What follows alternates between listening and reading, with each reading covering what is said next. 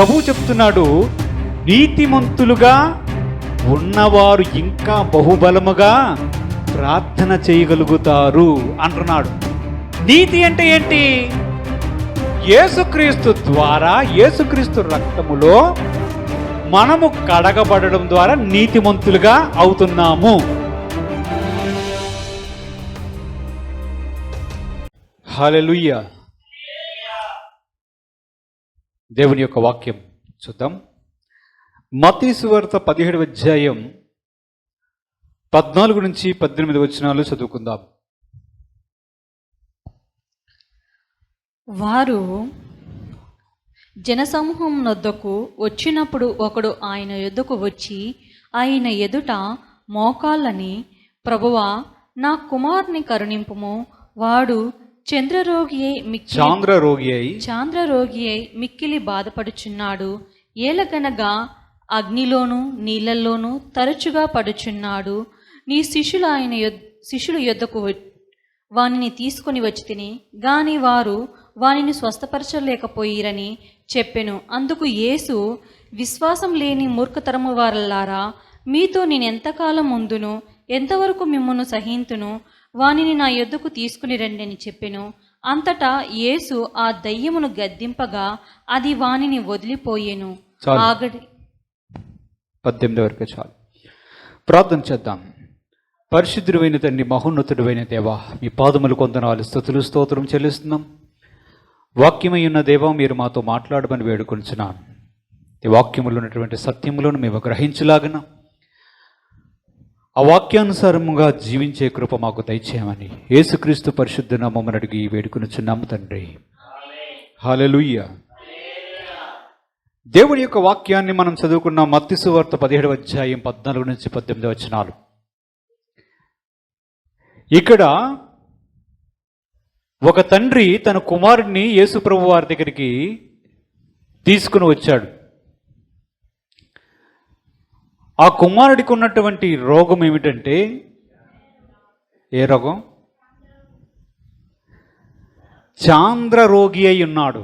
చాంద్రరోగం అంటే, చాంద్రరోగం అంటే పూర్వకాలంలో ప్రజల యొక్క నమ్మకం ఏమిటంటే, చంద్రుడు మనుషుల యొక్క మెదడు మీద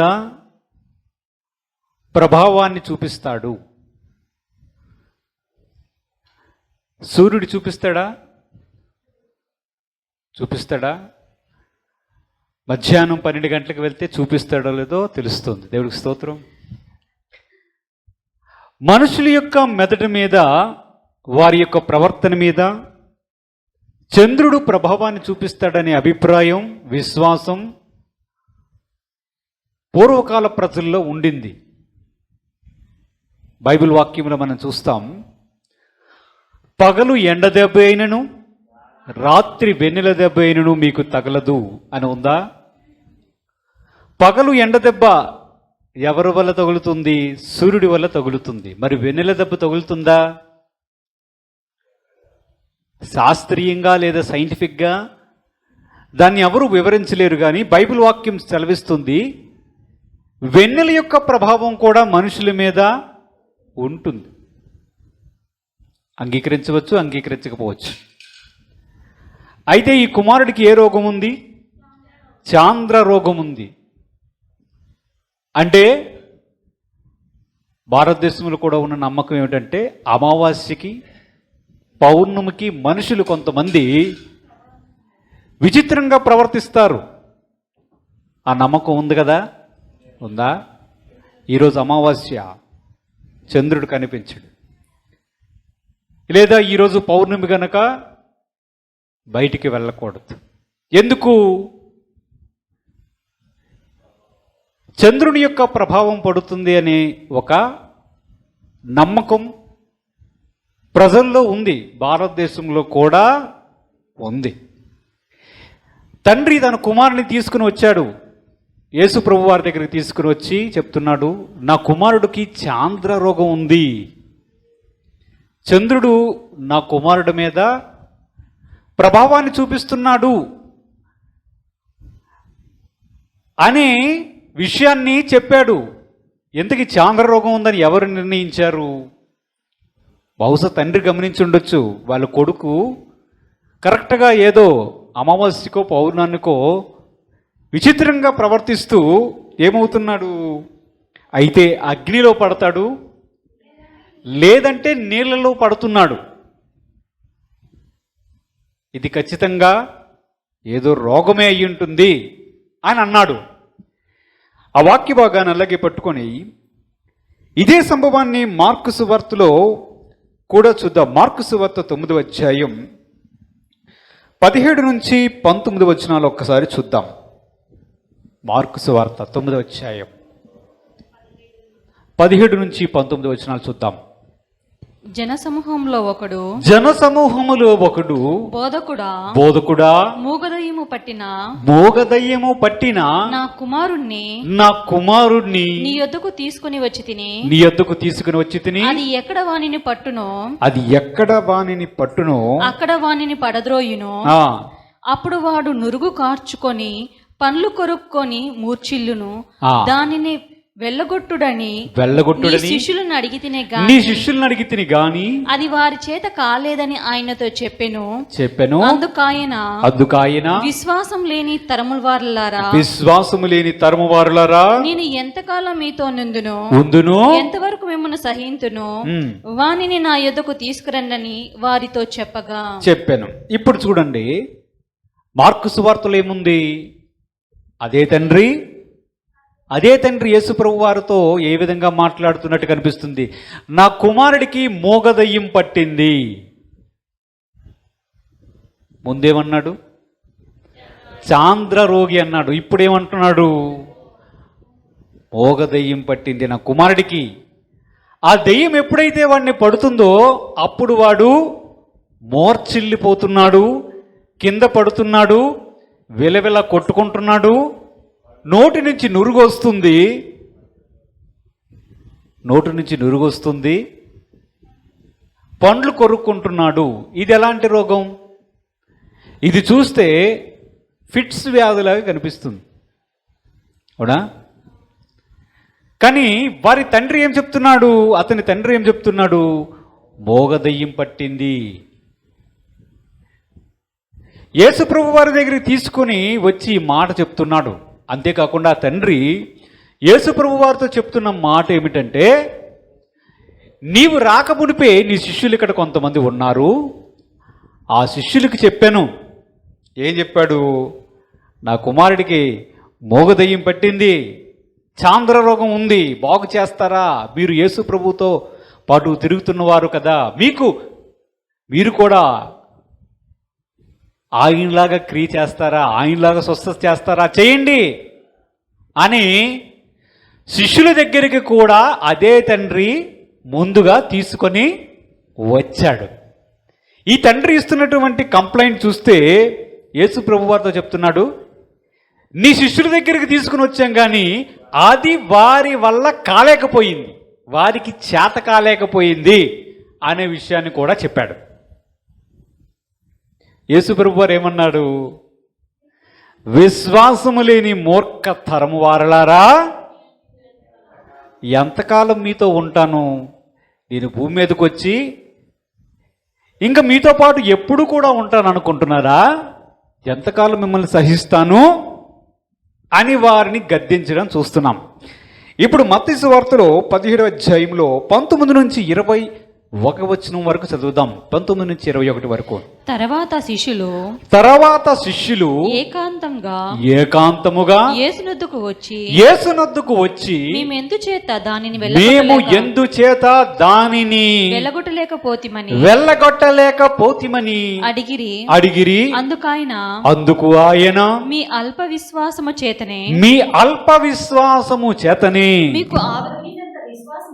మీకు ఆవగింజంత విశ్వాసం ఉన్న ఎడల ఈ కొండను చూచి ఇక్కడ నుండి అక్కడికి పొమ్మనగానే అది పోవును మీకు అసాధ్యమైనది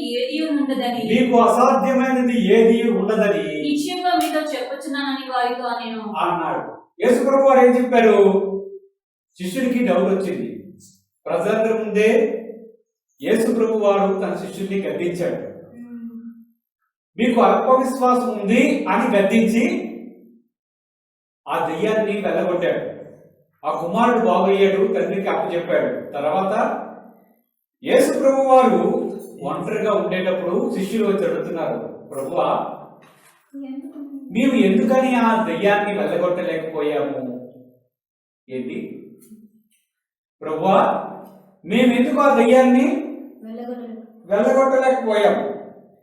నిన్ను చూడగానే అది విలవిలాడించి ఆ దెయ్యం కిందపడి ఆ వ్యక్తిలో నుంచి వెళ్ళిపోవడం చూశాము. మేము కూడా మీతో పాటే ఉన్నాము, కానీ మేమెందుకు ఆ విధంగా ఆ దెయ్యాన్ని వెళ్ళగట్టలేకపోయాము అని అడిగారా? అప్పుడు యేసు ప్రభు వారు ఇచ్చినటువంటి సమాధానం ఏంటి? ఏముంది? మత్తయి సువార్త చదువుకోండి, ఏముంది? మీకు అల్ప విశ్వాసం అంటే మీకేంటి?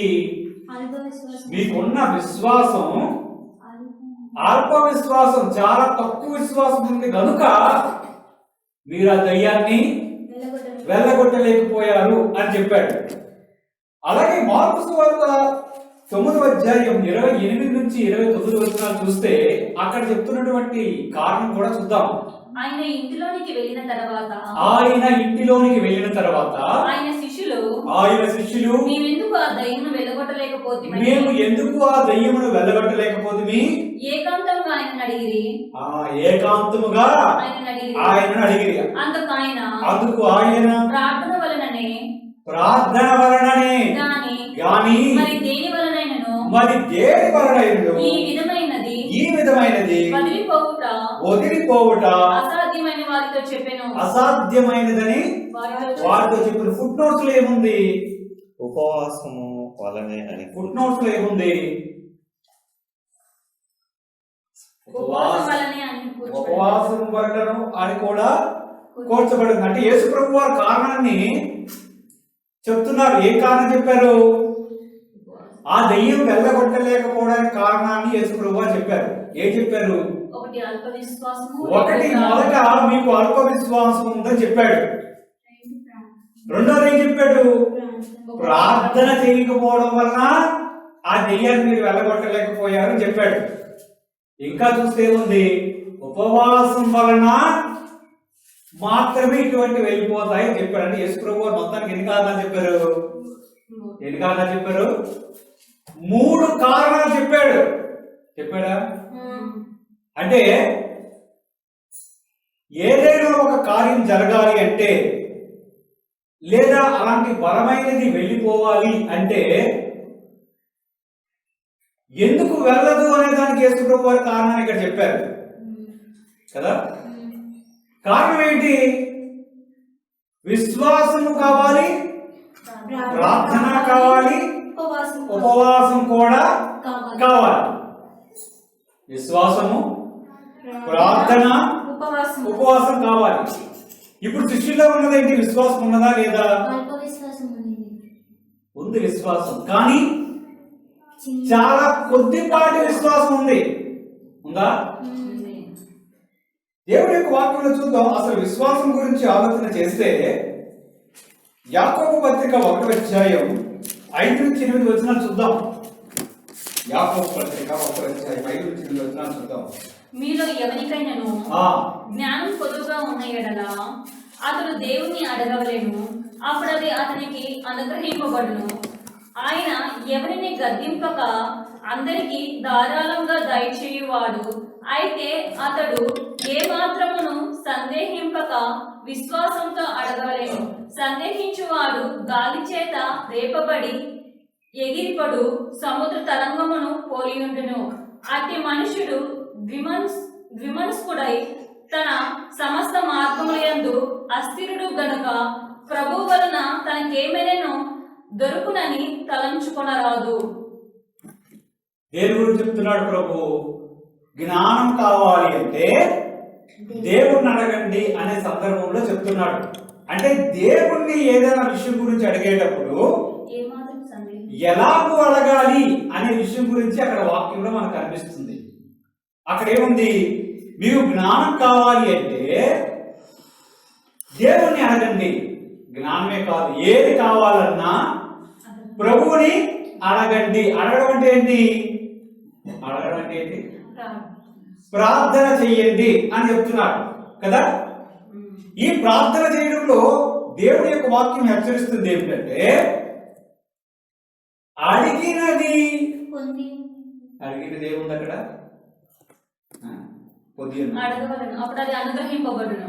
సందేహించకుండా అడగాలి. అంటే అడగడంతో పాటు ఒక వ్యక్తికి సందేహం ఉండే అవకాశం ఉందా లేదా?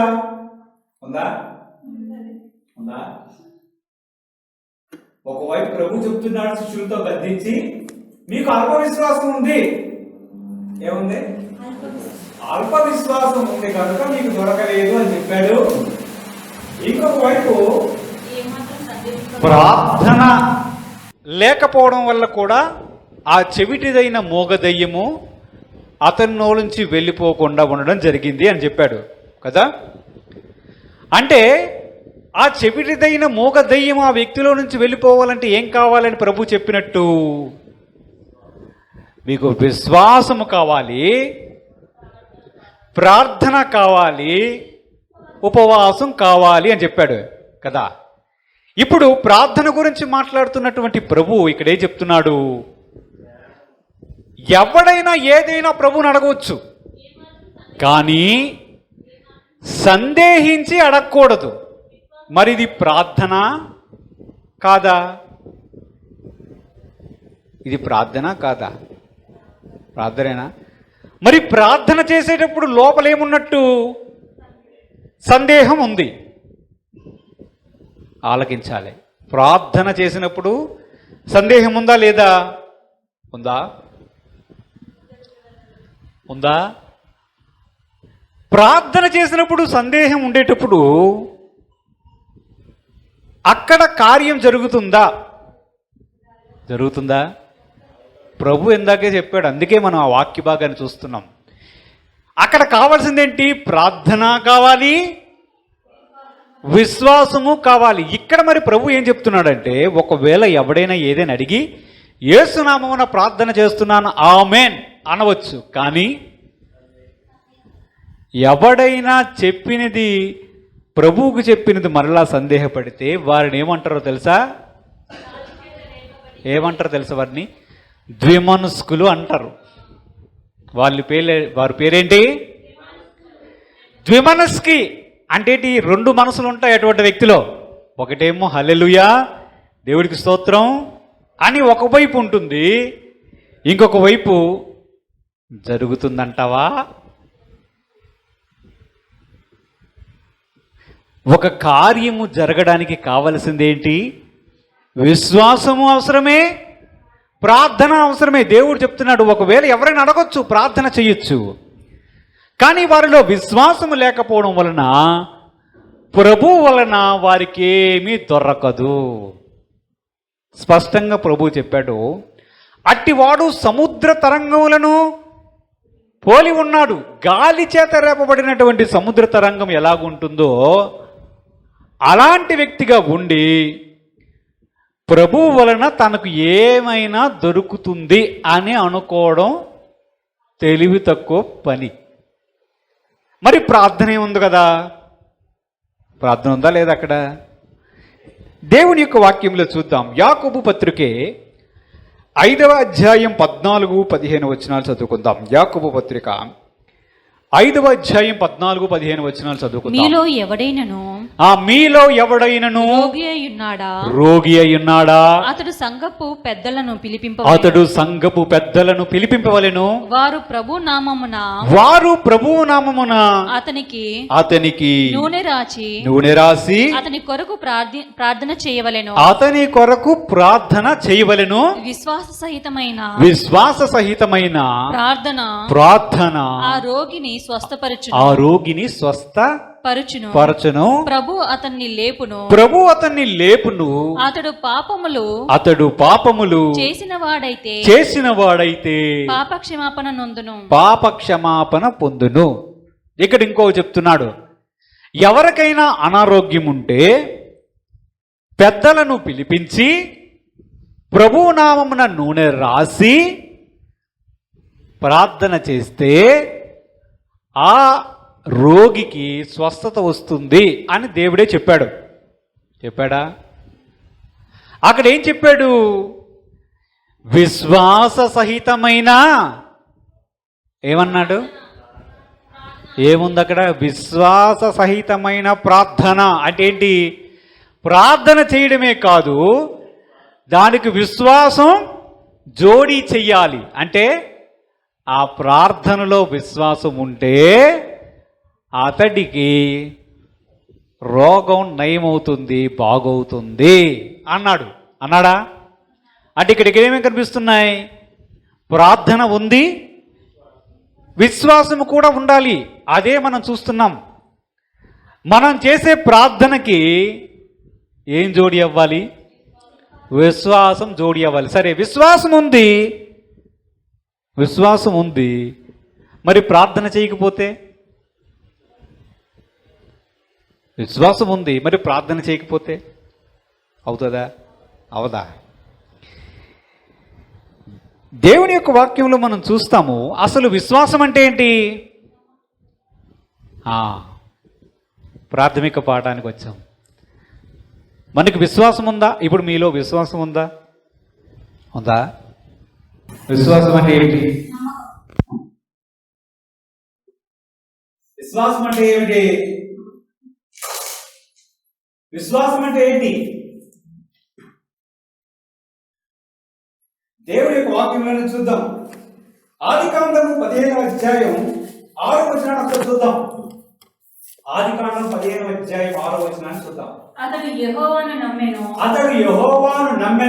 ఆయన అది అతనికి నీతిగా ఎంచెను. అంటే ఏంటి? నీతిగా ఎంచారు. ఎవరు ఎంచారు? అర్థమవుతుందా? అబ్రహాము దేవుణ్ణి నమ్మాడు. దేవుడు అబ్రహామును నీతిమంతుడుగా లెక్కించాడు. ఇక్కడ నాకు చెప్పాలి, అబ్రహాము దేవుణ్ణి నమ్మాడు అని ఉంది కదా. అది నమ్మకాన్ని ఏమంటారు? విశ్వాసం అంటారు. అంతేనా? అర్థమవుతుందా? అంటే విశ్వాసం అంటే ఏమిటి? విశ్వాసం అంటే ఏంటి? ఇప్పుడు ఒకరికి అనారోగ్యం ఉంది, సరేనా? మీరే సంఘ పెద్దలు, మీరు వెళ్ళారు, నూనె రాచారు, ప్రార్థన చేశారు, యేసుక్రీస్తు నామమున స్వస్థత కలుగునుగాక ఆమేన్ అన్నారు. ఇందులో విశ్వాసం అంటే ఏమిటి? ఆ రోగి బాగుపడతాడు అని నమ్మడం విశ్వాసమా? లేదా దేవుడు ఉన్నాడు, ఇతన్ని బాగు చేస్తాడు అని నమ్మడం విశ్వాసమా? మరలా అడగనా? ఆ రోగి నేను చేసిన ప్రార్థన వలన బాగుపడతాడు అని నమ్మడం విశ్వాసమా? లేదా దేవుడు ఉన్నాడు, ఇతన్ని బాగు చేస్తాడు అనుకోవడం విశ్వాసమా? చెప్పాలి. నీ ఆన్సర్ ఏంటి చెప్పు.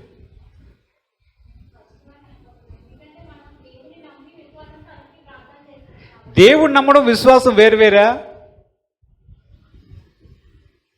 దేవుడికి స్తోత్రం, హల్లెలూయా చెప్పాలి. ఈ విషయం అర్థమైతే మనకు మానసిక ప్రశాంతత దొరుకుతుంది. దేవుడికి స్తోత్రం, హల్లెలూయా. మనము చేసిన ప్రార్థన వలన ఈ వ్యక్తికి స్వస్థత వస్తుంది అని అనుకోవడం విశ్వాసమా? ఈ మనస్సులో ఈ ప్రశ్న ఉంచుకోండి. ఈ ప్రశ్నకు సమాధానం మనకు కావాలి. దేవుని యొక్క వాక్యములను చూద్దాం. రోమీలకు రాసినటువంటి పత్రిక 4వ అధ్యాయం 19 నుంచి 22 వచనాలు కూడా చూద్దాం. 4వ అధ్యాయం రోమాపత్రిక 19 నుంచి 22 వచనాలు ఒకసారి చూద్దాం. మరియు అతడు విశ్వాసమునందు బలహీనుడు కాక రమారమి 100 ఏండ్లు వయస్సు గలవాడై యుండి అప్పటికి తన శరీరము మృతతుల్యమైనట్టు సారా గర్భమును మృతతుల్యమైనట్టును ఆలోచించెను గాని అవిశ్వాసము వలన దేవుణ్ణి వాగ్దానమును గూర్చి సందేహింపక దేవుణ్ణి మహిమపరచి ఆయన వాగ్దానము చేసిన దానిని నెరవేర్చుటకు సమర్థుడని రూఢిగా విశ్వసించి విశ్వాసము వలన బలము నొందెను. అందుచేత అది అతనికి నీతిగా ఎంచబడెను. చదివారా? ఏమర్థమైంది? అబ్రహాము గారు మనం ఇందాక చదువుకున్నటువంటి వాక్య భాగంలో ఏముంది? ఆదికాండం 15వ అధ్యాయంలో చదివాం. ఏముంది అక్కడ? దేవుడిని అబ్రహాము నమ్మెను. జాగ్రత్తగా ఆలోచన చేయాలి. దేవుడిని అబ్రహాము నమ్మెను. నమ్మాడు? దేవుడు తనకిచ్చిన వాగ్దానాన్ని దేవుడు నెరవేర్చుతాడు అని నమ్మాడా, లేదా దేవుడిని నమ్మాడా? ఇది ప్రశ్న. ఇది క్లారిటీ కావాలి. దేవుడిని నమ్మాడా, దేవుడిచ్చినటువంటి వాగ్దానాన్ని నమ్మాడా? దేవుడిని నమ్మాడా? ఇప్పుడు చదివినటువంటి రోమీలకు రాసినటువంటి పత్రిక 4వ అధ్యాయంలో ఏముంది అక్కడ 4వ అధ్యాయంలో? వాగ్దానము చేసినవాడు నమ్మదగినవాడు గనుక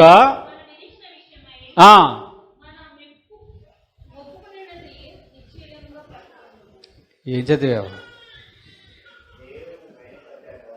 వాగ్దానము చేసినవాడు దాన్ని నెరవేర్చగలడు. ఏం చదువుతున్నారు? 4వ అధ్యాయం 19 నుంచి 22లో ఏమున్నది? వాగ్దానము చేసిన దాన్ని నెరవేర్చుటకు సమర్థుడు. అంటే ఏం నమ్మాడు? దేవుడికి స్తోత్రం కలుగును గాక. హల్లెలూయా. ఏ నమ్మాడు చెప్పండి? ఏ నమ్మాడు? దేవుణ్ణి నమ్మాడా, దేవుడిచ్చిన వాగ్దానాన్ని నమ్మాడా? దేని నమ్మాడు? అక్కడేం నమ్మాడు? ఏమర్థమైంది? దేవుడిచ్చినటువంటి వాగ్దానాన్ని దేవుడు నెరవేర్చగలడు అని నమ్మాడు. అంతేనా? అంటే దేవుని యొక్క సామర్థ్యమును నమ్మాడు. అంటే అబ్రహాము వాగ్దానాన్ని నమ్మాడా, దేవుని సామర్థ్యాన్ని నమ్మాడా? చెప్పండి.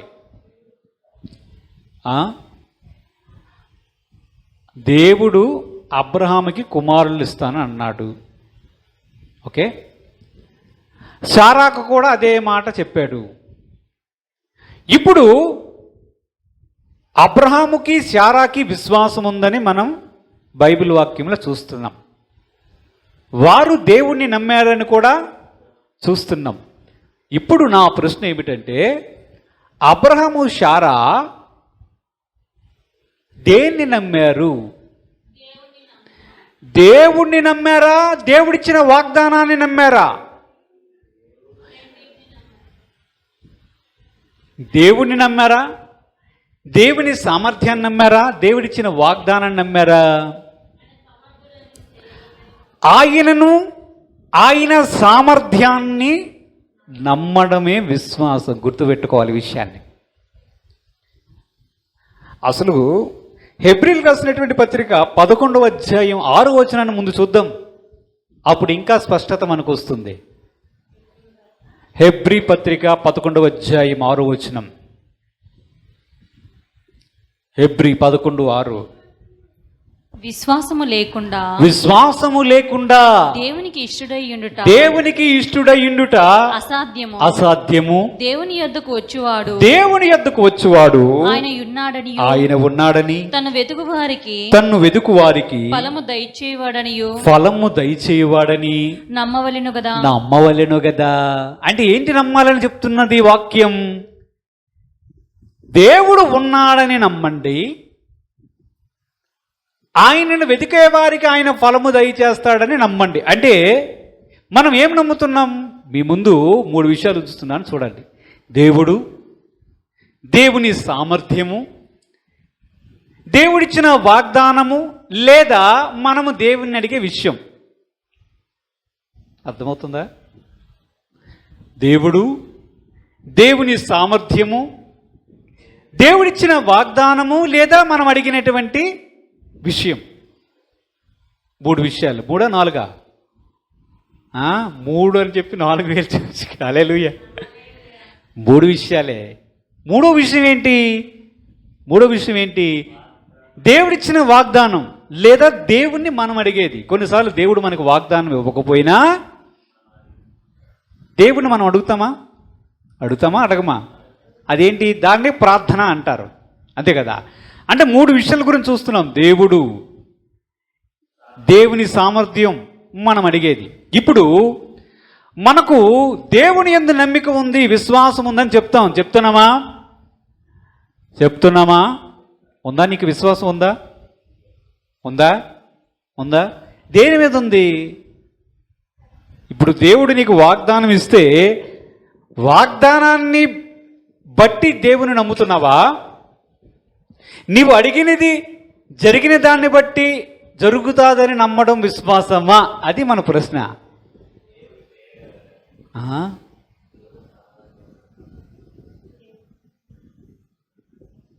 మొట్టమొదట మనకు కావాల్సింది ఏంటంటే, ఇప్పుడు యేసు ప్రభు వారే చెప్పారు. శిష్యులు వచ్చి ఆయన దగ్గరికి వచ్చి అడిగినప్పుడు, ప్రభు మేము ఎందుకు ఆ దయ్యాన్ని వెళ్ళగొట్టలేకపోయాం? దాన్ని వెళ్ళగొట్టలేకపోయినప్పుడు ఆయన ఏం చెప్పాడు? మీకు ఆవగించంత విశ్వాసం ఉన్నట్లయితే చాలు, మీరు ఈ కొండను చూసి ఎత్తబడి నీవు సముద్రంలో పడవేయబడును అని చెప్తే అది మీకు లోబడుతుంది, ఈ కొండ వెళ్ళి సముద్రంలో పడుతుంది అన్నాడా? ఇది కూడా విశ్వాసమేనా? ఆవగించంత విశ్వాసం గురించి మాట్లాడుతున్నాడా? ఇప్పుడు విశ్వాసం అంటే ఏంటి? ఇక్కడ ఆవగింజంత విశ్వాసం అంటే ఏంటి? నేను చేశాను గనుక ప్రార్థన, ఈ కొండ తప్పనిసరిగా వెళ్ళి సముద్రంలో పడుతుంది అని నమ్మడం విశ్వాసమా?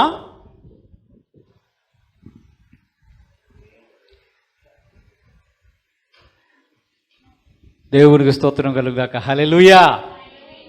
ఏంటి? అదేనా విశ్వాసం? ఇప్పుడు ఒక రోగి దగ్గరికి వెళ్ళి ప్రార్థన చేశాము, యేసుక్రీస్తు నామమున స్వస్థ కలుగును గాక. నేను ప్రార్థన చేశాను కనుక, లేదా మేమందరం ప్రార్థన చేశాము గనుక ఈ రోగి స్వస్థపరచబడతాడు అని నమ్మడం విశ్వాసమా? ముందు మనకు విశ్వాసం ఉందా? కానీ అదేంటో తెలియదు. దేవుని యొక్క మాటల్లో చూస్తే అబ్రహాము గారే దీనికి ఉదాహరణ. ప్రభువు చెప్తున్నాడు, అబ్రహాము దేవుణ్ణి నమ్మాడు. ఏముంది? అబ్రహాము దేవుణ్ణి నమ్మాడు అని అక్కడ ఉంది. రోమాపత్రికలోకి వచ్చినప్పుడు ఏంటి? వాగ్దానము నాకు చేసిన దేవుడు దీన్ని నెరవేర్చగలడు అనే విషయాన్ని రూఢిగా విశ్వసించాడు, నమ్మాడు. అంతేనా? అంటే దేవుని యొక్క సామర్థ్యాన్ని, దేవుని యొక్క సామర్థ్యాన్ని నమ్మడం విశ్వాసములో ప్రాథమికమైన విషయం. హల్లెలూయా. ఏమర్థమైంది? ఈ విషయం అర్థం కాకపోతే మనం ఏం చేస్తాం తెలుసా? నేను ప్రార్థన చేశాను కానీ అది నెరవేరలేదు. చివరికి ఎలాంటిది వస్తుంది తెలుసా? దేవుడు అనేవాడు లేడేమో వస్తుందా? ఎంత ప్రార్థన చేసినా అది నెరవేరలేదు గనుక, లేకపోతే నేను అనుకున్నది సంపాదించలేకపోయాను గనుక అదేమిటి వస్తుంది అప్పుడు? అసలు దేవుడు అనేవాడు ఉన్నాడా? లేదన్నా నేను చేసిన ప్రార్థన దేవుడి దగ్గరికి వెళ్తుందా? వస్తుందా? వస్తుందా? అసలు నేను చేసిన ప్రార్థన దేవుడి దగ్గరికి వెళ్తుందా? ఇంకా సందేహం, ఇంకా ఎక్కువ ఆలోచించామనుకో ఏమి తెలుసా, అసలు నా మనసులో అనుకుంటే, ఒకవేళ దేవుడు అనేవాడు ఉంటే నా మనసులోనిది ఆయన ఎలాగ ఆలకిస్తాడు? మీకు అర్థమవుతుందా? చెప్పండి పోనీ. ఇప్పుడు నా మనసులో అనుకుంటున్నాను, ప్రభువా ఆకలేస్తుంది అనుకున్నాను అనుకో, ఇది దేవుడు ఆలకిస్తాడని ఎలా నిర్ధారించుకుంటావు? హృదయాలు ఎరుగుతాడు, అన్నీ బాగానే ఉన్నాయి. కానీ విశ్వాసం అనేటప్పటికి ఏంటి వస్తుంది? ఫస్ట్ ఏమిటంటే, విశ్వాసములో మొదటి భాగం ఏమిటంటే, హెబ్రీ 11:6 ఏం చూసాం? దేవుడు ఉన్నాడనియు తనను అడిగే వారికి ఫలము దయచేస్తాడనియు నమ్మవలెను కదా. అంటే విశ్వాసం యొక్క నిర్వచనములో ముందు నమ్మాల్సింది ఏంటి తెలుసా? ఏం నమ్మాలి ముందు? విశ్వాసం అంటే ఏమనుకున్నారు? హల్లెలూయా. విశ్వాసం అంటే ఏంటి చెప్పండి? విశ్వాసం అంటే ముందు నీవు ఆరాధిస్తున్న దేవుడు ఉన్నాడా లేదా అది నిర్ణయించుకో. ఉన్నాడా? షూరా? అరీ షూర్? ఉన్నాడా? కనిపించాడా? మాట్లాడా? ఉన్నాడా లేదా? ఉన్నాడా? ఉన్నాడని ఉంది. దేవుడికి స్తోత్రం చెల్లిద్దాం. హల్లెలూయా. ఉన్నాడు. అది ముందు రూఢిగా నమ్మాలి. విశ్వాసములో ప్రాథమికమైన విషయం ఏంటంటే దేవుడు ఉన్నాడు. అప్పుడు నువ్వు ప్రార్థన చేసి జరగకపోయింది అనుకో, అప్పుడు ఏమంటావు తెలుసా? దేవుడు ఉన్నాడు, నేను అడిగాను, కానీ దేవుని యొక్క చిత్తము కాలేదు అని అనుకుంటాం. అంతే కదా? అంతేనా? ఇప్పుడు దావీదు తన కుమారుడు పుట్టాడు బెత్షెబాకి, 7 రోజులు ఉపవాసం చేశాడు. ఇంతకీ దేవుడు ఉన్నాడని ప్రార్థన చేశాడా? కుమారుడు బతుకుతాడని ప్రార్థన చేశాడా? చెప్పాలి. దేవుడు ఉన్నాడు. మరి దావీదు 7 రోజులు ఉపవాసం ఉండి ప్రార్థన చేసినప్పుడు బెత్షెబాకు దావీదుకు పుట్టిన మొదటి కుమారుడు ఎందుకు చనిపోయాడు? పాపమా. మరి దేవుడు ఉండేటప్పుడు ఇంత 7 రోజులు ఉపవాసం ఉండి ప్రార్థన చేసినప్పుడు ఖచ్చితంగా జవాబిచ్చి, సరేలే ఆ కుమారుని నేను బ్రతికిస్తాను అనే మాటని ప్రభువు చెప్పాలి కదా? చెప్పాలా లేదా? మరప్పుడు దేవుడు ఉన్నట్ట లేనట్ట? మరి ప్రార్థన చేయమని ఇందాక చెప్పాడు, విశ్వాసంతో చేయమన్నాడు, ఉపవాసంతో చేయమన్నాడు. మరి దావీదు కూడా ఉపవాసం చేశాడా? ప్రార్థన చేశాడా? ఇందాక చెప్పినటువంటి సూత్ర ప్రకారం ఏంటి? ఎందువలన ఈ దయ్యాన్ని మేము వెళ్ళగొట్టలేకపోయాము అనే దానికి సమాధానం ఏంటి? అలాగైతే దావీదు ప్రార్థన చేశాడు, ఉపవాసం ఉన్నాడు, అక్కడే కూర్చుని ప్రార్థన చేశాడు, అన్నీ చేశాడు. ఖచ్చితంగా ఏమవ్వాలి? ఆ బిడ్డ చనిపోకూడదు, ఆ బిడ్డ బ్రతకాలి. కానీ జరిగిందా?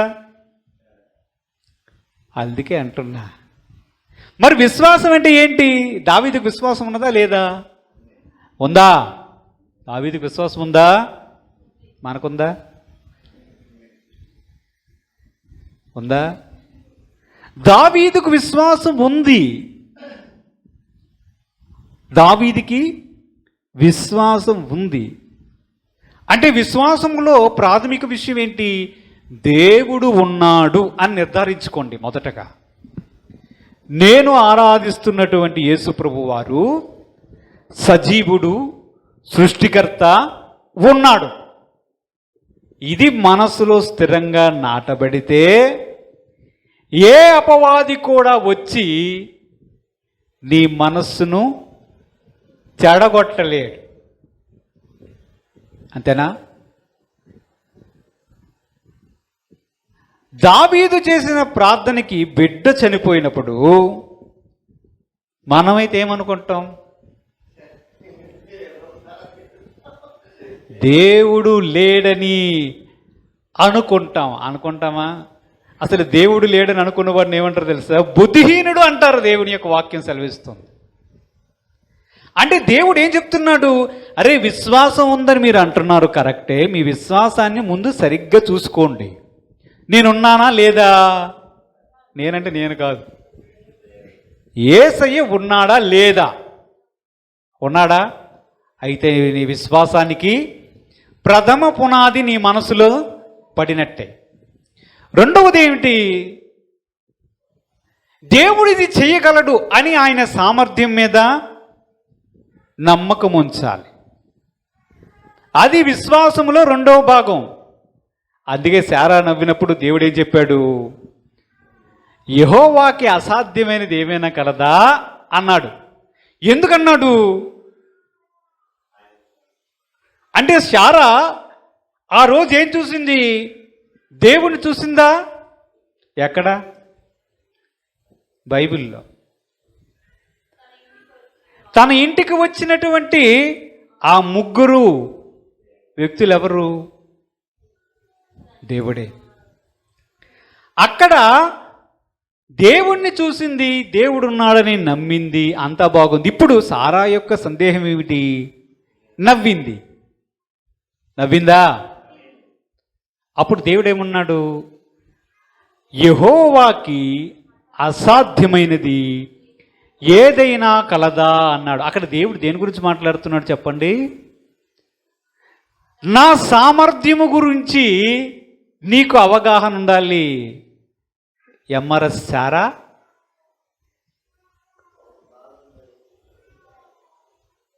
ఏమి కావాలి? సామర్థ్యము గురించి దేవుడే మాట్లాడుతున్నాడు. అంటే దేవుడు ఉన్నాడని నమ్మినా దేవుని యొక్క సామర్థ్యాన్ని కూడా ప్రశ్నించే అవకాశం ఉంది. ఉందా? ఎవరు ఉదాహరణ? ఎవరు? సారా ఉందా? అంటే విశ్వాసం యొక్క ప్రాథమిక విషయాన్ని చూస్తే మనం ప్రశ్నించుకోవాల్సింది ఏంటంటే, ముందు దేవుడు ఉన్నాడు, దేవునికి ఏదైనా సాధ్యమే, ఏది అసాధ్యము కాదు. కానీ నేను అడిగినది ఆయన చిత్తములో ఉన్నదా లేదా అనేది కూడా ముఖ్యమైన విషయం. ఇప్పుడు దేవుని యొక్క వాక్యంలో చూద్దాం.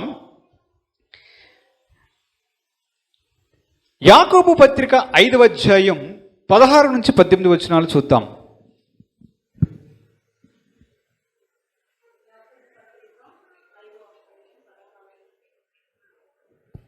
మీ పాపములను ఒకనితోనొకడు ఒప్పుకొనడి, మీరు స్వస్థత పొందునట్లు ఒకని కొరకు ఒకడు ప్రార్థన చేయుడి.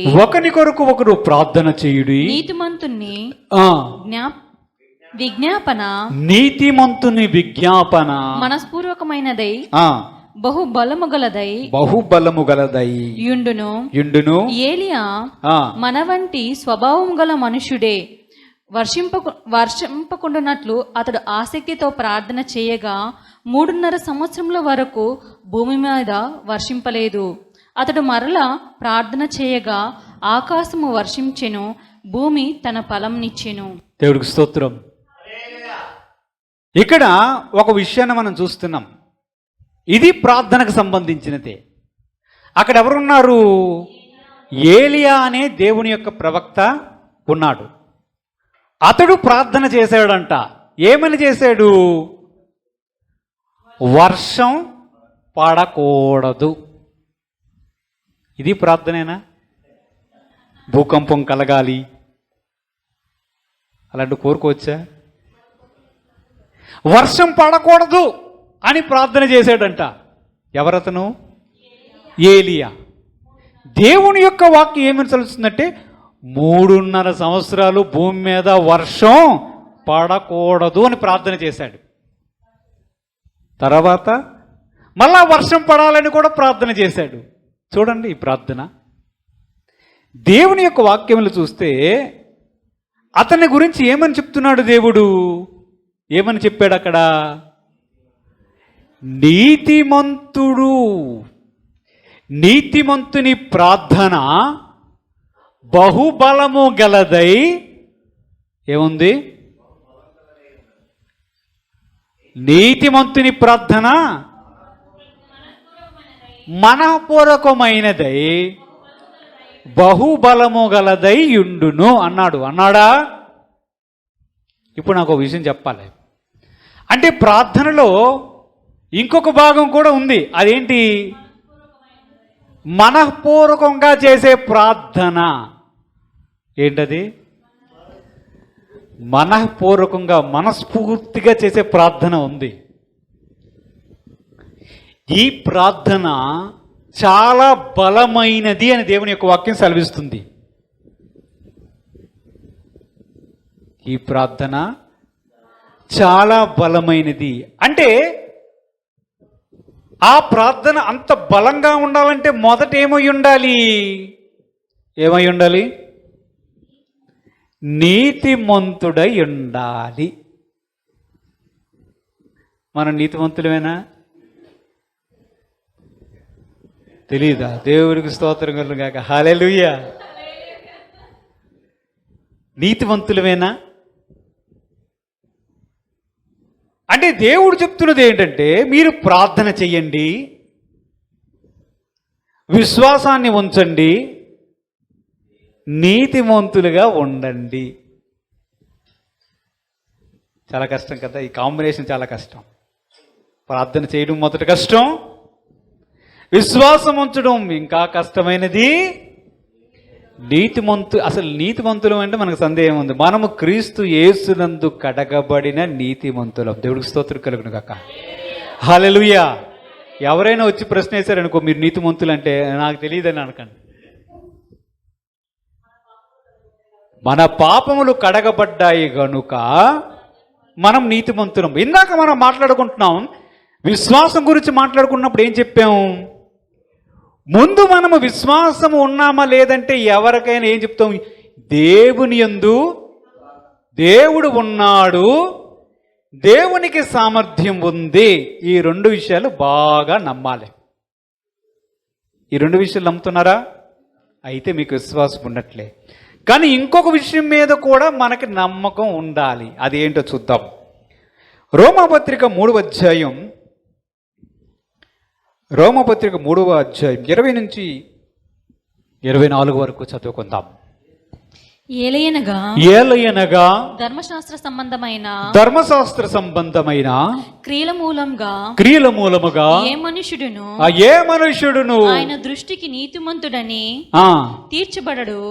ధర్మశాస్త్రము వలన పాపమనగా ఎట్టిదో తెలియబడుచున్నది. ఇట్లుండగా ధర్మశాస్త్రమునకు వేరుగా దేవుని నీతి బయలుపరచబడుచున్నది. దానికి ధర్మశాస్త్రము ప్రవక్తలను సాక్ష్యమిచ్చుచున్నారు. అది యేసుక్రీస్తునందలి విశ్వాసమూలమైనదై నమ్ము వారందరికీ కలుగు దేవుని నీతి అయ్యున్నది. ఏ భేదము లేదు. అందరూ పాపం చేసి దేవుడు అనుగ్రహించు మహిమను పొందలేకపోవుచున్నారు. కాబట్టి నమ్మువారు ఆయన కృపచేతనే క్రీస్తు యేసునందలి విమోచనమును ద్వారా ఉచితంగా నీతిమంతులని తీర్చబడుచున్నారు. దేవుడికి స్తోత్రం. మనము నీతిమంతులుగా తీర్చబడ్డాము. ఇప్పుడు నీతిమంతుడు అంటే ఏంటి? ఇప్పుడు ఈ విషయం గురించి కూడా మనకు అవగాహన రావాలి. అసలు నీతి అంటే ఏమిటి? నీతి అంటే ఏమిటి? ఏ చెడ్డ క్రియ చేయకుండా ఉండడం నీతియా? పోనీ మనుషులందరికీ మేలు చేయడం నీతా? బైబిల్ యొక్క నిర్వచనములో చూస్తే మన నీతి క్రియలు, మనం ఏవైతే మనుషులకు మంచి చేయడం, అలాంటి కార్యక్రమాలన్నీ చూసి నీతి అని అనుకుంటాం. కానీ దేవుడు చెప్తున్నాడు, మీ నీతి క్రియలు దేవుని ఎదుట మురికి గొడ్డల వలె కనిపిస్తున్నాయి అని అంటాడు. అంతేకాకుండా దేవుడు చెప్తాడు, నీతిమంతుడు ఒక్కడు కూడా లేడు అని దేవుని యొక్క వాక్యమే సెలవిస్తుంది. అవునా? మరి మనం నీతిమంతులు ఎలాగవుతాం? మన ప్రార్థన అంతా బలంగా ఎలాగవుతుంది? ప్రభువు చెప్తున్నాడు, యేసుక్రీస్తు యొక్క విమోచన మీద నమ్మకం ఉంచాలి. అదేంటి? యేసు ప్రభువు వారు నా పాపముల నిమిత్తం సిలువ మీద మరణించారు, రక్తాన్ని కార్చారు, ఆ కార్చిన రక్తము ద్వారా నా పాపములు కడగబడ్డాయి అని నమ్మితే అప్పుడు మనము కడగబడి నీతిమంతులుగా ఎంచబడతాము. అంటే నమ్మకం ఉంచవలసినటువంటి ఇంకొక విషయం ఏంటి చెప్పండి? నమ్మకం ఉంచవలసిన ఇంకో విషయం ఏముంది? యేసుక్రీస్తు యొక్క విమోచన కార్యక్రమం మీద నమ్మకం ఉంచాలి. అప్పుడు మన పాపములు మనం ఒప్పుకొనడము ద్వారా మన పాపములు కడగబడతాయి, మనము నీతిమంతులుగా మార్చబడతాం. అంటే విశ్వాసములో ఇంకొక భాగం ఉంది. ఆ భాగములో ఏమిటంటే మన పాపములు క్షమాపణ కోసం యేసుక్రీస్తు రక్తాన్ని కూడా నమ్మాలి. ఎన్ని విషయాలు నమ్మాలి ఇప్పుడు విశ్వాసంలో? ఎన్ని విషయాలు? ముందు దేవుడు ఉన్నాడని నమ్మండి. అది పెద్ద విషయమేం కాదు, అసలు చాలా కష్టమైన విషయం.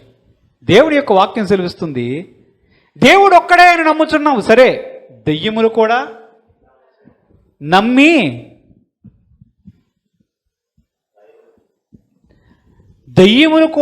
వణుకుచున్నాయి. అంటే దెయ్యాలకి విశ్వాసం ఉన్నట్ట? అదే మరి. నా ప్రశ్నకి స్పష్టంగా సమాధానం చెప్పండి.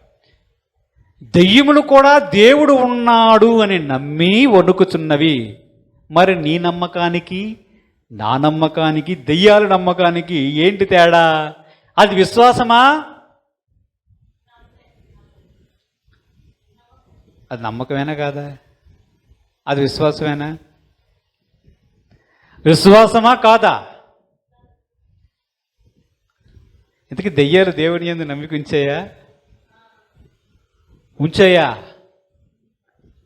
వాటికి కూడా రక్షణ ఉందా? బా. ఆ తర్వాత మనం చూస్తే సేన అనే ఒక గుంపు దెయ్యాలు ఒక వ్యక్తిని పడతాయి కదా. పట్టినప్పుడు యేసు ప్రభు వారితో వేడుకుంటాయి, దేవుని కుమారుడవైనా యేసు, నాతో నీకేంటయ్యా, నాతో నీకేంటి? అదిగో అక్కడ పందుల గుంపు ఉంది, ఆ గుంపులోనికి పోయేటట్లు నాకు అనుమతి ఇవ్వు, కాలము రాకమునిపే నన్ను బాధ పెట్టవద్దు అన్నాయా? ఇప్పుడు నా ప్రశ్న ఏమిటంటే, అది ప్రార్థన? అది ప్రార్థనేనా? దేవునితో మాట్లాడడమే ప్రార్థన అని మనం చాలామంది దేవుని యొక్క సేవకులు చెప్పడం వింటాం. మనకు కూడా సాధారణంగా అలాంటి అభిప్రాయం ఉంది. మరి సేన అంటే ఇంచుమించు 2000 కంటే ఎక్కువగా ఉన్నటువంటి దెయ్యాలు గుంపు యేసు ప్రభు వారితో బతిమలాడుకున్నాయి, నన్ను దయచేసి ఇప్పుడు ఇబ్బంది పెట్టకు, ఆ పందుల గుంపులోనికి వెళ్ళిపోతాము అని అడిగా. అది ప్రార్థన కాదా? ఇందాకే పాడు, విన్నపాలు విన్నులే. ఇప్పుడు విషయాన్ని చెప్పండి, అది ప్రార్థన అవుతుందా?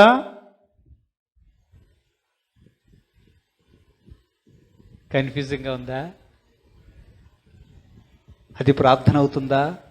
దేవుడు వెంటనే పర్మిషన్ ఇచ్చాడు. యేసు ప్రభు వారు వెళ్ళండి, ఆ దెయ్యాలు వెళ్ళండిరా పందుల్లోనికి అని చెప్పాడు. ఇంతకీ మనకు విశ్వాసం అంటే ఏంటి అని అర్థం అవ్వాలి. యేసుక్రీస్తు యొక్క రక్తములో మనకు విమోచన ఉందనే విషయాన్ని కూడా మనము నమ్మగలగాలి. అంటే విశ్వాసం అంటే ఏంటి? దేవుడు ఉన్నాడు, దేవునికి సమస్తము సాధ్యం, ఆయన చిత్తానుసారంగా నేను ఏమడిగినా దాన్ని అనుగ్రహిస్తాడు, యేసుక్రీస్తు యొక్క రక్తము వలన మన పాపములను క్షమాపణ దొరుకుతుంది. ఈ 3 విషయాలు ముందు బాగా నమ్మగలగాలి. మనం ప్రార్థన చేసేటప్పుడు ఈ విషయాలు దృష్టి పెట్టుకొని ప్రార్థన చేసామనుకోండి, మన దగ్గరికి దిగులు అనేది కూడా రాదు. కానీ సాధారణమైనటువంటి అభిప్రాయం ఎలా ఉంటుందంటే, ప్రార్థన చేసిన తర్వాత కూడా, శిష్యులు ప్రార్థన చేసిన తర్వాత కూడా ఆ మోగదైన చెవిటి దయ్యము వారి నుంచి వెళ్ళకపోవడం అనేది చూస్తే దృష్టి ఎక్కడ పెడుతున్నారు? జరిగే పని మీద ఉంటుంది కానీ జరిగించే దేవుని మీద ఉండదు. ప్రభు వారిని గద్దించాడు కదా. ఏమని గద్దించాడు? అల్ప విశ్వాసులారా, ఎంతకాలం మీతో ఉందును, ఎంతకాలం మిమ్మల్ని సహింతును అంటే దాని అర్థం ఏంటి? మీరు దేవుని యొక్క శక్తిని నమ్మండి, తర్వాత దేవుని కుమారుడనైనా నన్ను ముందు నమ్మండి. మేము ఏ నామమున ప్రకటిస్తున్నామో, ఏ నామమున దయ్యాలను వెళ్ళగొట్టాలని మాకు అధికారం ఇచ్చాడో ఆ దేవుని యందు నమ్మిక ఉంచాలి. సమస్య ఎక్కడొచ్చింది తెలుసా? శిష్యులకు సమస్య ఎక్కడొచ్చింది? యేసు ప్రభు వారితో ఉంటున్నారు కానీ యేసు ప్రభు వారు ఇంకా దైవ కుమారుడు అనే సంపూర్ణ నిశ్చయతలోనికి ఇంకా రాలేకపోవడమే అక్కడ సమస్య. అందుకే ఆయన పునరుత్థానమైనప్పుడు కూడా మగ్దలేని మరియ వచ్చి చెప్పినప్పుడు వారికి వెర్రి మాటల్లా కనిపించాయి. మిగతా వాళ్ళు చెప్పినప్పుడు వారికి వెర్రి మాటలుగా కనిపించాయి. తోమ అయితే నేను నమ్మను, ఆయన గాయములలో నా వేలు పెట్టి చూస్తేనే కానీ నేను నమ్మనన్నాడు. అన్నాడా? శిష్యులు పరిగెత్తుకుని పోయి పారిపోవడం, అన్ని విషయాలు చూసి ఎందుకు అంటే మనం అంతకంటే గొప్పవారం కాదు కానీ మన నమ్మిక ఎక్కడ ఉంచాలి? మన విశ్వాసం అంటే ఏమిటంటే, ముందు యేసు ప్రభు వారు బ్రతికి ఉన్నాడు, సమాధిని గెలిచాడనే విషయం మన మనస్సులో బలంగా నాటుకోవాలి. నేను ఆరాధిస్తున్నటువంటి దేవుడు సజీవుడు అనే విషయాన్ని నమ్మిక ఉంచితే కొండ కాదు, వచ్చిన సముద్రంలో వచ్చిన తుఫానైనా దేవా నీ చిత్తములో దాన్ని ఆపని నువ్వు ప్రార్థన చేస్తే ఆగుతుంది. కానీ మన దృష్టి ఎక్కడ తెలుసా? తుఫానికి నేను ప్రార్థన చేస్తాను, ఆల్రెడీ అక్కడ సముద్రంలో పెద్ద పెద్ద అలలు వస్తున్నాయి అని నేను చేసిన అవుతుందా ఏంటి? సరేలే యేసునామమున ఆమెనంటాము కానీ మన మనస్సు ఫలవంతంగా ఉండదు. ఉంటుందా? ఎందుకంటే మన దృష్టి దేవుని మీద కాకుండా ప్రార్థన చేసే విషయం మీద ఉంటుంది. అది విషయం. ప్రభు చెప్తున్నాడు, నీతిమంతులుగా ఉన్నవారు ఇంకా బహుబలముగా ప్రార్థన చేయగలుగుతారు అంటున్నాడు. నీతి అంటే ఏంటి? యేసుక్రీస్తు ద్వారా, యేసుక్రీస్తు రక్తములో మనము కడగబడడం ద్వారా నీతిమంతులుగా అవుతున్నాము. అయ్యావా? నీతిమంతులుగా అయ్యాం. ఎందుకు? మన పాపములు యేసుక్రీస్తు యొక్క రక్తములో కడగబడ్డాయి గనక నీతిమంతులు. అంతేనా? అయితే నా ప్రశ్న ఏమిటంటే, ఇందాక చదివినటువంటి ఆదికాండము 15:6 దేవుడు అబ్రహాముని నమ్మెను అని ఉంది. అది అతనికి నీతిగా ఎంచబడింది ఉంది. అప్పుడు యేసు ప్రభు వారు కల్వరి శిలువలో చనిపోయారా? చనిపోలేదు కదా. మరి అప్పుడు నీతి ఎలాగొచ్చింది? అర్థమైందా? ఇప్పుడు మనము నీతిమంతులుగా తీర్చబడ్డాము. అవునా? ఏలియా మనలాంటి స్వభావం గలవాడే అన్నారు. మనకున్న స్వభావ లక్షణాలు అన్నీ, దుష్ట లక్షణాలు అన్నీ అందరికీ ఉంటాయి. కానీ మనల్ని ప్రభు పరిశుద్ధపరిచాడు, తన రక్తం ద్వారా కడిగాడు, నీతిమంతులుగా తీర్చాడు. కరెక్టే. కానీ అబ్రహాము దేవుడిని నమ్మాడు, అది నీతిగా ఎంచబడింది అని ఆదికాండం 15:6 చూసాం. అలాగే రోమాపత్రికలు మనం చూసాము, 4:19-22 కూడా చూసాము. దేవుడు ఏదైనా చేయగలడు, మృతతుల్యమైన నా శరీరం అయిపోయినప్పటికీ నా నుంచి ఇస్సాకును తేగలడు అని నమ్మాడు. సారా కూడా అలాగే నమ్మింది, కుమారుని కనగలిగింది కదా. అది వారికి నీతిగా ఎంచబడింది అని ఉంది కదా. వారు యేసు ప్రభువు వారి యొక్క కల్వరి శిలువ యాగం మీద నమ్మిక ఉంచారా?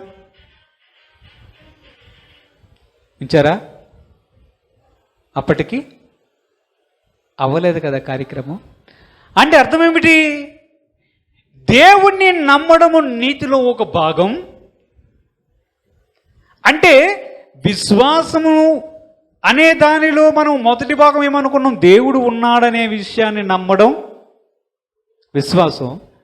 అలాగే ఆ విశ్వాసాన్ని చూపించడం కూడా నీతి అవుతుంది. అర్థమైందో లేదో? అర్థమైందా? హల్లెలూయా. విశ్వాసం అంటే ఏమనుకున్నాం? దేవుడు ఉన్నాడని నమ్మడం విశ్వాసంలో ఒక భాగం కదా. దేవుడు దీన్ని చేయగలుగుతాడు అనేదాన్ని కూడా విశ్వాసంలో భాగం. ఇప్పుడు దేవుడు చెప్తున్నాడు, అబ్రహాము దేవుణ్ణి నమ్మాడు గనుక అది అతనికి నీతిగా ఎంచబడింది. అంటే విశ్వాసమే నీతి అవుతుందా? హల్లెలూయా. విశ్వాసం నీతి అవుతుందా? విశ్వాసం నీతి అవుతుందా? దేవుణ్ణి నమ్మడం నీతి అవుతుందా? దేవుణ్ణి నమ్మడం నీతి అవుతుందా? అవుతుందా? మరి కల్వరి శిలువ యాగములు చేసినటువంటి యేసుక్రీస్తు రక్తాన్ని నమ్మడం కూడా, దాని ద్వారా కూడా మనం పాపం నుంచి విడిపించబడి అది కూడా నీతి అవుతుందా? రెండు అవుతాయి. రెండు కూడా అవుతాయి. అంటే నీతిమంతులుగా మీరు మార్చబడడానికి, మనం మార్చబడడానికి కారణం ఏమిటి? దేవుడు ఉన్నాడు, దేవుణ్ణి నేను నమ్ముతున్నాను అని అనుకోవడం విశ్వాసం అవుతుంది. ఆ విశ్వాసం ఉంచడం ద్వారా మీరు నీతి కూడా సంపాదించుకోగలుగుతారు. అది మన క్రియల వల్ల జరిగేది కాదు. అబ్రహాము గారిలో చూసినటువంటి ఆ నీతి కేవలం దేవుడిని ఉన్నది ఉన్నట్లుగా నమ్మడమే కారణం. ఇప్పుడు ఏలియా చేసిన ప్రార్థనలు ఏముంది? నీతి ఉంది. అంటే ఏలియా చేసిన ప్రార్థనలు నీతి ఉందా, లేకపోతే ఏలియాయే నీతిమంతుడా? చదవండి, చూడండి ఏముంది అక్కడ. యాకోబు పత్రికలు ఏముంది? నీతిమంతుని విజ్ఞాపన మనఃపూర్వకమైనదై బహుబలము గలదై యుండును.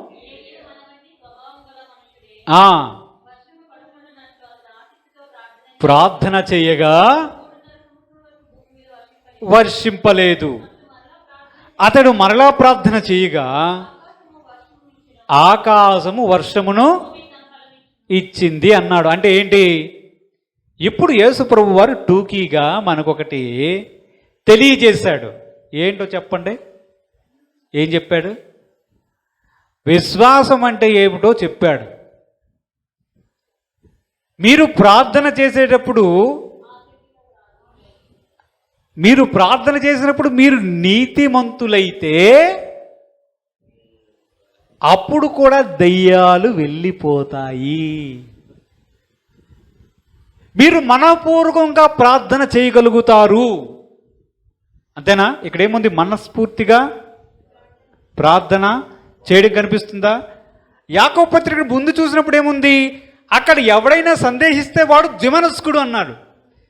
ఆ మనస్సు ఏంటి? ఈ మనస్సు ఏంటి? ఆ మనస్సు ద్విమనస్కు, రెండు మనస్సులు. ఈ మనస్సు మనపూర్వకమైన. ఇది ఎందుకు కలిగింది? ఎందుకంటే నీతిమంతుడుగా ఉండడం వలన. అంటే మనం నీతిమంతులుగా ఉండి ప్రార్థన చేస్తే అది బహుశక్తివంతమైన ప్రార్థనగా ఉంటుంది. దెయ్యములు వెళ్ళిపోవడమే కాదు, అవసరమైతే సూర్య చంద్ర ఆకాశాలు, ప్రకృతి కూడా ఆగిపోతుంది. ఒకవేళ నీతిమంతునుగా దేవునికి దగ్గరగా ఉంటే. వర్షం పడకుండా ఉండడం ఎవరికైనా సాధ్యమా? వరదలు రాకుండా ఆపడం సాధ్యమా? సూర్యచంద్రులు ఆకాశంలో మీరు సూర్యుడా నీవు నిలబడిపో అని ప్రార్థన చేశాడు ఒక వ్యక్తి. ఎవరతను? యెహోషువ ప్రార్థన చేసి, సూర్యుడిని ఆపగలవా? చంద్రుడిని ఆపగలవా? కానీ ప్రార్థనలో అంత శక్తి ఉంది. ఎందుకు ఉంది అంటే నీతిమంతుల ప్రార్థన బహుబలము గలదై ఉంటుంది. అంటే ఏం చెయ్యాలి? మన ప్రార్థనలకు జవాబు రావాలి అంటే మొదట మనకు కావాల్సింది ఏమిటంటే దేవుడు ఉన్నాడని నమ్మండి. నేను ఆరాధిస్తున్నటువంటి దేవుడు ఉన్నాడు అనే విషయాన్ని నమ్మండి. నమ్మారా? అయితే మీకు విశ్వాసం ఉన్నట్లే. కానీ మన మనస్సు కానీ అడిగే విషయాల మీద పెడితే అప్పుడు దేవుడు ఉన్నాడా అనే ప్రశ్నకే సమాధానం మనసులో దొరకదు. దేవుని యొక్క వాక్యంలో చూద్దాం. సామెతల గ్రంథం 15:29 ఒకసారి చూద్దాం. భక్తిహీనులకు యెహోవా దూరస్తుడు, నీతిమంతుల ప్రార్థన ఆయన అంగీకరించును. అది అంటే ఇప్పుడు యేసుప్రభు వారు చెప్పారు కదా, శిష్యులకు చెప్పాడు కదా, ప్రార్థన వలననే ఉపవాసం వలననే ఈ విధంగా పోతుందని ఆయన చెప్పాడా? ఎక్కడ చెప్పాడు?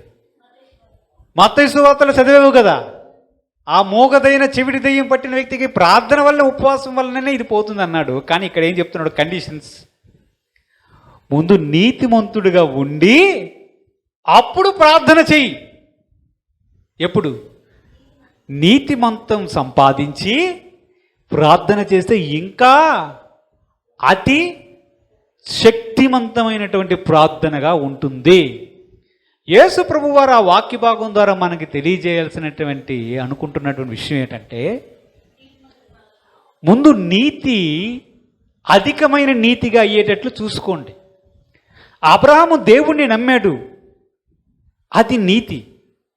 ఒకవేళ దేవుణ్ణి మనం నమ్మగలిగితే అది కూడా మనకు నీతి అవుతుంది. కానీ దేవుణ్ణి అందరూ ఒకేలాగా నమ్మలేరు సుమా. దేవుణ్ణి అందరూ ఒకేలాగా నమ్మలేరు. కొంతవరకు నమ్మగలరు, మరికొంచెం నమ్మగలరు, ఇంకా ఎక్కువగా నమ్మగలరు. ఎవరైతే దేవుడు ఉన్నాడు, నేను ఆరాధిస్తున్న దేవుడు సజీవుడని మీరు నమ్మగలిగితే, అది బహుబలంగా మీ మనసులో నాటగలిగితే, అది ముందు నాటగలిగితే మీ నీతి అత్యధికమైనటువంటి నీతి అవుతుంది. మీ నీతికి తగినట్లుగా నీ నివాస స్థలాన్ని కూడా వర్ధిల్లింపజేస్తానని దేవుడు చెప్పాడు. గుర్తుపెట్టుకోవాలి ఆ విషయాన్ని. అంటే దేవుణ్ణి నమ్మడమే చాలా ప్రాముఖ్యమైన విషయం. నమ్మడం ఒక్కటే కాదు, దానికి ప్రార్థన చేయడం ఇంకా ప్రాముఖ్యమైన విషయం. అంటే నమ్మకం ప్లస్ ప్రార్థన, ఈ రెండు కలిసి ప్రయాణం చేస్తేనే అద్భుతాన్ని చూడగలుగుతాం. అవసరమైతే అత్యధికమైన నీతిని సంపాదించుకోగలిగితే ఇంకనూ అద్భుతమైనటువంటి దేవుని యొక్క విషయాలను మనం మన జీవితంలో చూడగలుగుతాం. దేవుడు తన పరిశుద్ధ వాక్యం దీవించుగాక. ఆమేన్. ప్రార్థన చేద్దాం. పరిశుద్ధుడైన తండ్రి, మహోన్నతుడైన దేవా, మీ పాదములకు వందనాలు, స్తుతులు, స్తోత్రం చెల్లిస్తున్నాం తండ్రి. నీవు ఉన్నవాడువు తండ్రి, నీవు అనువాడు అయి ఉన్నావు. మా విశ్వాసం నీ మీద ఉంచడానికి, నీవు ఉన్నావని, నీకు అసాధ్యమైనది ఏమీ లేదనే విషయం మీద మా దృష్టి పెట్టడానికి, మా విశ్వాసము అబ్రహాము తన విశ్వాసం వలన బలము పొందెను అన్నట్లుగా మా విశ్వాసం కూడా బలం పొందడానికి నీ మీదే దృష్టి పెట్టడానికి మాకు సహాయం చేయి తండ్రి. అప్పుడు మేము ఎన్నటికీ విశ్వాసము నుంచి తొలగిపోమని నీ వాక్యము ద్వారా మాట్లాడినందుకు వందనాలయ్యా. నీ వాక్యాన్ని మా హృదయమని పలక మీద వ్రాసి మీరే మహిమ పొందమని యేసుక్రీస్తు పరిశుద్ధ నామమున అడిగి వేడుకొనుచున్నాము తండ్రి. ఆమేన్. దేవుడు తన పరిశుద్ధ వాక్యం దీవించుగాక.